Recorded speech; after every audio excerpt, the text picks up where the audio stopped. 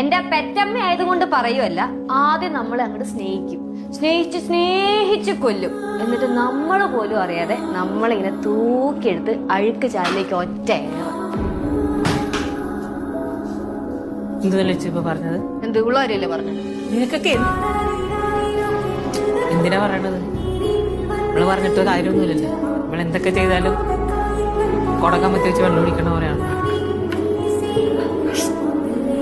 എടോ, ഞാൻ വെറുതെ തമാശക്ക് പറഞ്ഞതാ, ഞാൻ ഇമോഷണൽ ആവല്ലേ.